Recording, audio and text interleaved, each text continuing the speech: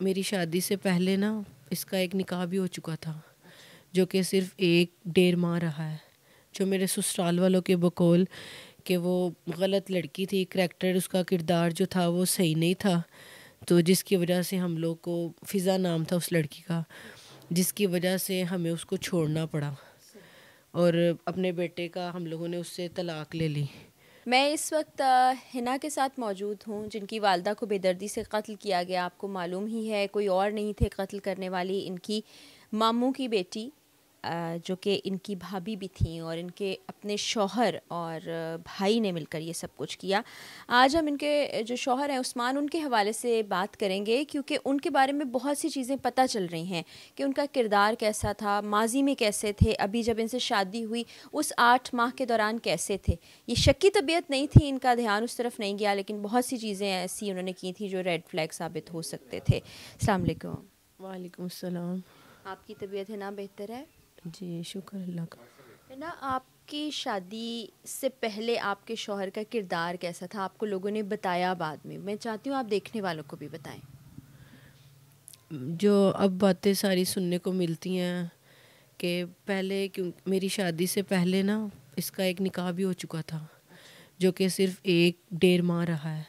जो मेरे ससुराल वालों के बकौल कि वो गलत लड़की थी, करैक्टर उसका किरदार जो था वो सही नहीं था, तो जिसकी वजह से हम लोग को, फ़िज़ा नाम था उस लड़की का, जिसकी वजह से हमें उसको छोड़ना पड़ा और अपने बेटे का हम लोगों ने उससे तलाक ले ली।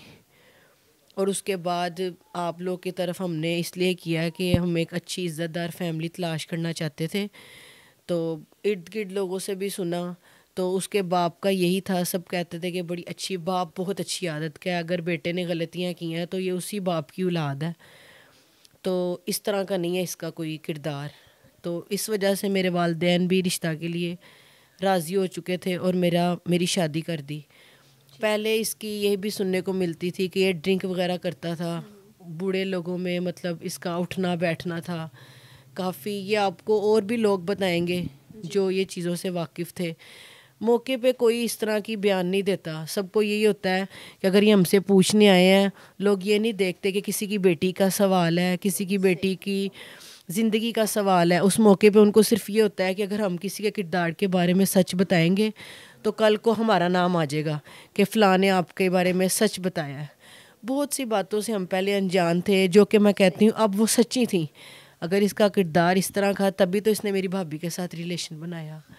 ऐसा ही, आप ठीक कह रही हैं। फिर आपने बताया कि वो नशावर चीज़ों का भी इस्तेमाल करते थे। आपने अपनी आंखों से देखा शादी के बाद 8 महीनों में कुछ? नहीं, मैंने अपनी आंखों से नहीं देखा। मैं कि इतना 8 माह में वहाँ बाहर अपने दोस्तों में जाता था, मेरे से हट के बाहर जाता था, उस टाइम पे मैं साथ नहीं होती थी। मेरे सामने इस तरह की कोई एक्टिविटी नहीं थी कि ड्रिंक कर रहा है या कुछ इस तरह की हरकत कर रहा है। मेरे नाक के नीचे तो मैं अपनी भाभी का नहीं जान सकी। मैं उस तरह की कभी सोच नहीं रखी, ना कभी अपने रिश्ते में कभी शक लेके आई। मैं सोचती थी कि जिस तरह ईमानदारी से मैं अपना रिश्ता निभा रही हूँ ना, ये शख्स भी मेरे साथ उसी तरह ईमानदारी से चल रहा है।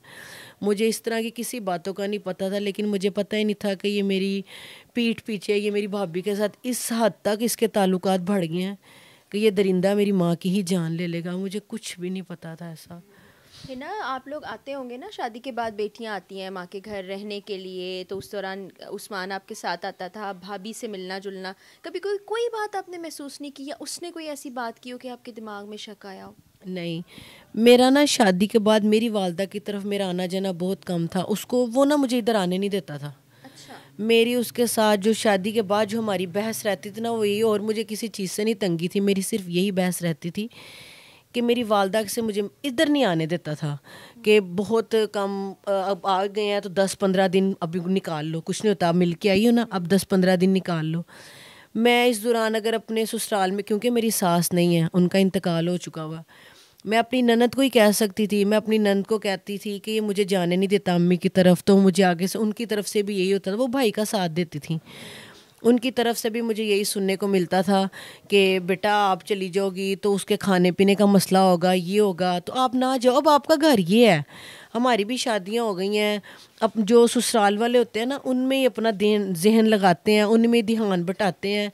तो बेटा आप लोग ना क्या नाम लेते हैं, भूल जाओ पिछला मायका, माँ ने बिहा दिया ना, अब असल घर यही है, इसी को माँ बनाओ, इसी को बाप बनाओ, इसी घर में अपना दिल लगाओ, ना जाया करो। अगर वो नहीं लेके जाता ना तो कोई बात नहीं, आज आप उसकी मानो, कुछ सालों के बाद वो देखना वो आपकी मना करेगा। मतलब इस तरह मेरा माइंड मेकअप करती थी, इस तरह मुझे समझाती थी, मैं उनकी बात मान लेती थी सिर्फ इस वजह से कि ना लड़ाई झगड़ा होगा ना बात बढ़ेगी। मैं कहती थी जी ठीक आप भी, मैं उनकी बात इस तरह मान लेती थी।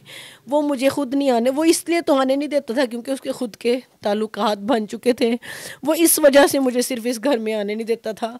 और ना इन 8 माह में मैं अपनी माँ के घर कभी रह सकी हूँ। मुझे रात रहने की भी इजाज़त नहीं थी मेरे ससुराल वालों की वजह तरफ से। मुझे एक ही बात कहते थे, मिलने जाओ और बस होके वापस आ जाओ, रहना नहीं है।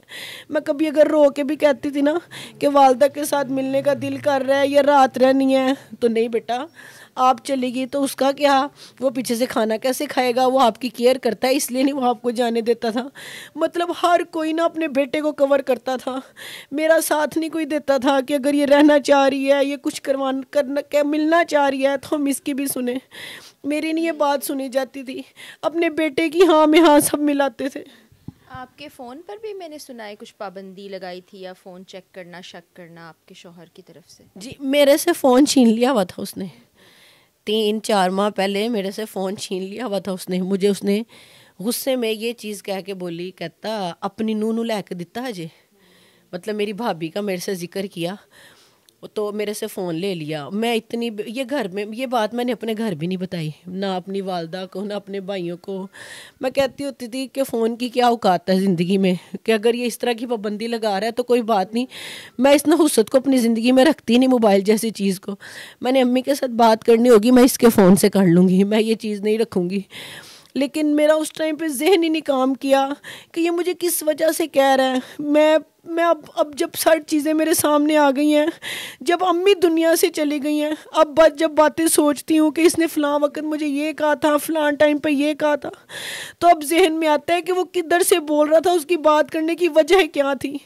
पहले मैं अपना मैं एक ही चीज़ सोचती रही कि मैं भी ईमानदारी से रिश्ता निभा रही हूँ और ये बंदा भी मेरे साथ ईमानदारी से चल रहा है। मुझे इन चीज़ों का पता ही नहीं था पहले ना। अब आपके कभी भी डिलीवरी जो है एक्सपेक्टेड है, डॉक्टर्स ने आपको कहा है बार बार आएँ, आप माँ भी हैं, आपने इस बच्चे को 9 माह पाला है, फिर आपका हौसला कैसे बढ़ेगा कि आप कहती हैं बच्चा मैं दे दूँगी उनको? मैं बड़ी चीज़ें सोचती हूँ, मैं कहती हूँ मेरे पे अल्लाह ताला ने पता नहीं मेरे पे कितनी आजमाइशें हैं। जैसा मैंने आपको पहले भी बताया था कि 19 फरवरी को मेरे पे क़यामत आई कि मेरी वालदा इस दुनिया से चली गई हैं। दूसरा ये कि मैं जब इसने मेरे सामने इतराफ़ किया कि हाँ मैंने इसकी अम्मी का कत्ल मैंने किया है, उस दिन भी मेरे लिए क़यामत थी कि मेरा ही शौहर जो मेरे बच्चे का बाप है उसने मेरी वालदा को कत्ल किया है। अब तीसरा मैं कहती हूँ लोगों के घर औलादें होती हैं, उनमें खुशियाँ आती हैं कि बेटा है या बेटी है, हमने इसका क्या नाम रखना है। मेरे बच्चे की वल्दियत पहले ही इस तरह की हो गया कि वो कातिल का बच्चा है, मैं दुनिया में क्या नाम दूँ। मुझे समझ नहीं आता कि मैं किस तरह से मुस्तकबिल बनाऊँ कि इसके अंदर इसके बाप का खून होगा, ये भी कल को किसी की ज़िंदगी के साथ ऐसे करेगा। मेरे अंदर बड़ी तरह की सोचें आती हैं। सब मुझे कहते हैं तुम्हारी सास बहुत अच्छी थी, ससुर अच्छे हैं, ससुराल वाले अच्छे थे, उनकी तारीफ़ें थी, तो मेरी वालदा ने उधर अपनी बेटी दे दी ना। जब वो अच्छे हैं तो उनकी औलाद एक काम कर सकती है। ज़िंदगी में बंदा किस चीज़ का भरोसा रखे। सही कह रही हैं आप, अल्लाह आपको हौसला दे। मैं बहुत आजमाइशें मैंने अपने अल्लाह पे छोड़ा है कि या अल्लाह पाक जो मेरे हक में बेहतर है वो मुझे दिखा। आमीन सुम्मा आमीन। हिना का सिर्फ एक ही मुतालबा है, बल्कि इनके बाकी बहन भाइयों का भी, कि इनको इंसाफ दिलाया जाए। आप सोचिए एक लम्हे के लिए, एक औरत और एक मर्द की शैतानियत ने कितने घर कितने ख़ानदान तबाह कर दिए। अब इनके यहाँ जो औलाद होने वाली है उसका क्या मुस्तकबिल। जो इनके भाई नुमान की बीवी अनीला, जो समझें कि मेन एक कैरेक्टर है, उसकी औलाद का क्या बनेगा। फिर जो इनके ससुराल है उनका क्या बनेगा। तबाह बर्बाद हो गया इन दो लोगों की वजह से। हमारी यही अपील है देखने वालों से कि इस पैगाम को ज़्यादा से ज़्यादा फैलाएं, शायद अरबाब इख्तियार को ख्याल आए, वो नोटिस लें और इस सिलसिले में इस तमाम फैमिली को इंसाफ मिल सके।